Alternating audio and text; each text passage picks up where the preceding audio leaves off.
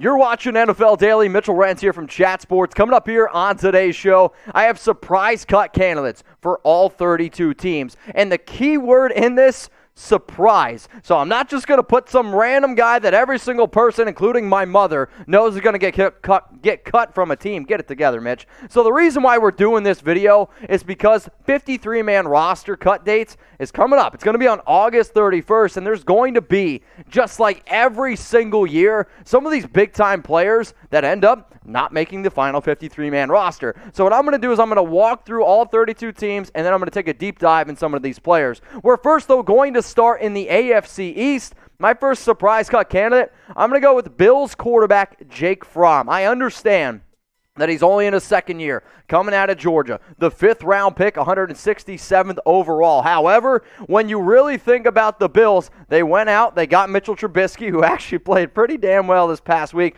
up against the Chicago Bears. But he's probably the 4th quarterback right now on the depth chart. And if I'm Buffalo, I'm not going to end up keeping him. You have Josh Allen as your 1, Mitch Trubisky at 2. Davis Webb has actually been playing over Jake Fromm. So as far as I'm concerned, I'm not going to keep 4 quarterbacks. I'm already going to move on from Fromm. Let's now go to the Miami Dolphins. Shaquem Griffin, linebacker. He's really been getting some special teams work, but for the Dolphins, they are actually pretty well set right now at the linebacking position. So we got the Bills, the Dolphins. It's time now to go to the New England Patriots. Ted Karras. He was signed this offseason by New England. He actually played last season with the Miami Dolphins, but this New England offensive line, I think, is actually pretty well set in stone. So my surprise cut candidate for New England is Ted. Let's now go to the New York Jets here. Blake Cashman at linebacker. I know a lot of New York Jets fans probably are going to be pretty surprised by this one, especially with, some unknown commodities, if you will, with players behind C.J. Mosley. Now, these are my surprise cut candidates out of the AFC East. Obviously, we got 7 more divisions to go, but before I get into them, I need to know who your favorite team is. And the reason why I want to know that is because every single person that comes across this video, I want you to go down in the comments and type your favorite team, and then I want you to put a space or a colon, and then give me a surprise cut candidate, because these videos are actually pretty difficult to do, because most of these guys I actually see end up making the team, but surprise cut candidate. So let me know down in the comments. Let's now go to the AFC North. This is probably one of the more challenging divisions, one of the more fun divisions to talk about. Jaylon Ferguson. When he was first coming out of the draft, I liked his talent a lot. Matthew Judon, no longer there, but they've also done a pretty good job of being able to get some extra players in free agency. I have Jalen on his way out. Let's go to the Cincinnati Bengals now. Winston Rowe is at cornerback. This is one of those younger players, was a star in the CFL. It's more of a fan favorite. He's just not going to end up making the team. Let's now go to the Cleveland Browns. Takk McKinley. This might surprise everyone watching. He has not been participating, and he has not been in shape. I know, absolutely shocking. Takk McKinley, I think he's going to be on the way out. What about the Pittsburgh Steelers here? This was a really tough one. I'm going to get a little bit ballsy because that's what this show is about. I'm going to say James Washington. And the reason why that this is a ballsy pick to me is Washington has come out and said that he would like to be traded out of Pittsburgh. What happens if Pittsburgh's like, you know what? We're not going to move on from you. We don't want to do that. James is going to be like, well, what if I don't want to play for you guys? And what happens if Pittsburgh just wants to wipe their hands clean? Mike Tomlin doesn't want to have to deal with it. And they're like, all right, James, go the hell on. We tried trading you. We didn't get any bites, so get the hell out of here. I mean, it could be a pretty interesting situation. Obviously, we're still waiting to see what maybe some severity to an injury like Claypool had. But you got Juju, Chase, and Deontay Johnson. That's 3 very solid wide receivers. And if you can't trade James Washington, maybe just outright cut him, get him off your roster. So if you guys are having a good time right now, I don't know about you, I'm kind of a superstitious person. So before the year even starts, remember how I said shout out your favorite team? Now I know who your favorite team is. I want you to like the video, or else your favorite team is going to miss the playoffs. I don't make the rules. All I'm saying is this: if you don't like this video, your favorite team is going to miss the playoffs. It's time now to go to the AFC South. I have the Houston Texans. They're going to be moving on from Phillip Lindsay. I understand that they signed the running back this offseason, but David Johnson's been over him. I know Mark Ingram this past week, 7 carries, 28 yards, and a touchdown. Lindsay, only 4 carries, 2 yards. He's probably the 3rd best running back on this team, but let's just say they want to save a little bit of money, and they haven't been impressed with him. It's a surprise cut candidate video after all. Time now to go to the Indianapolis Colts. Another running back, Marlon Mack. I love the talent that Marlon Mack has, and I've liked the talent since he came out of South Florida. But they went out, they drafted Jonathan Taylor. He's a lot better, and I love Taylor as a talent. They traded up for him for a reason. But his other issue, he can't stay healthy. So why not move on from a running back that can't stay healthy?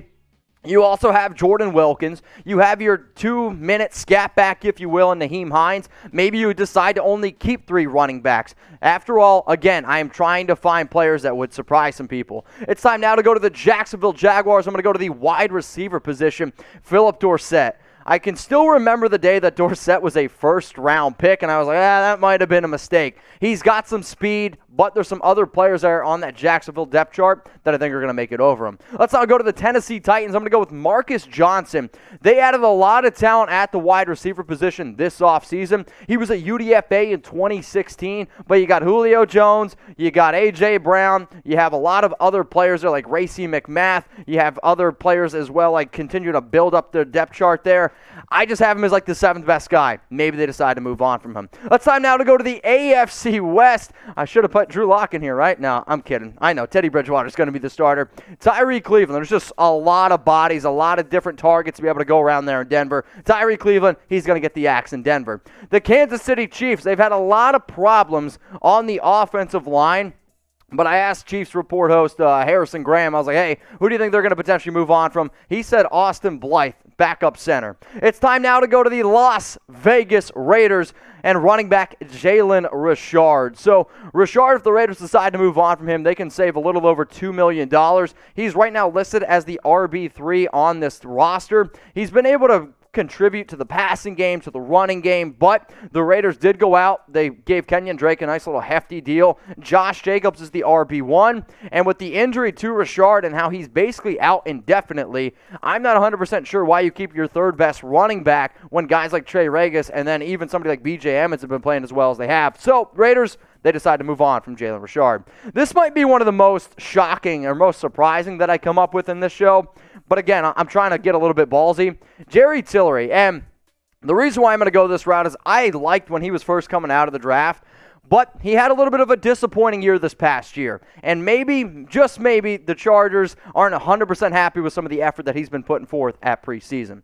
So what do you guys think here? We just went through all the potential cut candidates in the AFC. What I want you guys to do right now is who's the best team in the AFC? Like, who do you think at the end of this year, this crazy year that we're about to have, is going to be the champ in this division? If you're confident enough to put your money where your mouth is, then listen the heck up right now. What I want you to do is go to chatsports.com/bet, because if you deposit $100, you're going to get $125 for free.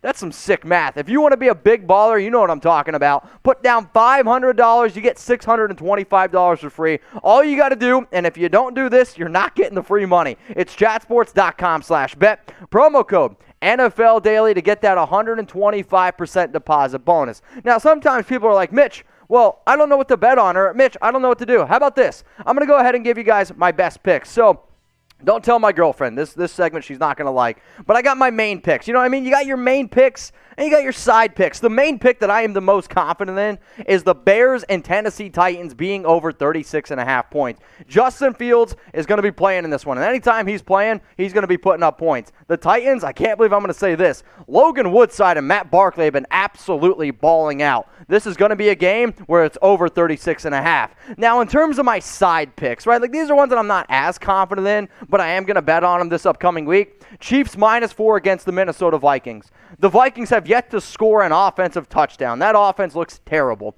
The Dallas Cowboys and Jacksonville Jaguars under 36.5 points. I'm not 100% sure if Trevor Lawrence is going to play this week since he's been named the starter, but I also know this. We're not going to see Dak Prescott. Bet the under. And then the Houston Texans and the Tampa Bay Buccaneers. That over-under is also 36.5 points. The Texans offense really struggling. The Buccaneers, they scored 3 points last week. Bet the under, and I want you guys to go ahead and take my picks and go ahead and take your picks at chatsports.com/bet. But you got to remember the promo code NFL Daily to get that 125% deposit bonus. All right, who's ready to go to the NFC? I know I am. Go ahead and like the video if you're on the same page with me. We're first, though, going to start in the NFC East, the Dallas Cowboys. Malik Hooker, a lot of talent. It's just he can't quite stay healthy. He can't stay on the field. So the Cowboys, they're going to move on from him. Let's go to the New York Giants. This was a team that was actually kind of difficult to be able to find a surprise cut candidate. I don't actually see David Sills making the roster due to a lot of depth, but he's obviously a fan favorite. And he's obviously a fan of a team favorite, if you will. So for that reason, it's going to be a surprise cut. Let's now go to the Eagles. J.J. Arcega-Whiteside. It's a mouthful to say, and just with injuries, him not being a very talented player, he's just falling further and further down the depth chart. This might not be the biggest surprise that I could have gone with, but I think anytime you have a player that's drafted as high as he was and just has not contributed at all, you're going to see some surprise there. But Devonta Smith, stud. Jalen Reagor's been having a hell of an offseason. You got Ward, Fulgham, also probably one of the better stories in the NFL last year. Quez Watkins is an absolute speedster. Loved him, especially when he got drafted in the 5th round. So sorry, JJ, your time's out. Let's now go to the Washington football team. Yes, this is how you spell Eric Flowers. I was kind of laughing with Jeremy before the show, but it's a little joke we have.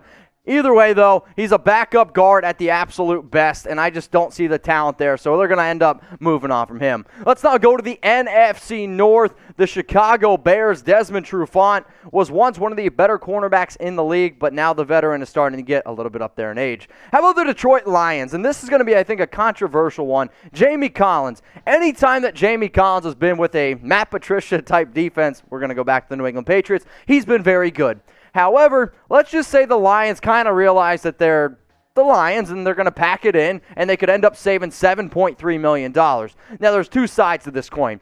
Jamie's a good player, so you wouldn't move on from him, and for a brand new head coach, they're obviously trying to win football games. But if you are trying to plan for the future, maybe try to save a little of extra money and then move on from Collins. Let's go to the Green Bay Packers now. EQ St. Brown. One of the biggest issues has been building talent around Aaron Rodgers. But ever since EQ came out of Notre Dame, you saw the talent was there. He's just never been able to put it together upstairs. They're going to move on from him, especially after trading for Randall Cobb. The Minnesota Vikings, Dakota Dozier. He was put into a position last season where he had to start at guard, and he just was not very good whatsoever last year. Now he's the backup offensive guard for this Minnesota team. The offensive line has not looked good thus far. He has not looked good thus far, so therefore Minnesota, they're going to go ahead and bulldoze him out of there. Now, if you guys want to hit me up on IG, you can always do so at Mitchell Renz 365. If you want to offer me another surprise cut candidate for one of your teams that I missed, please.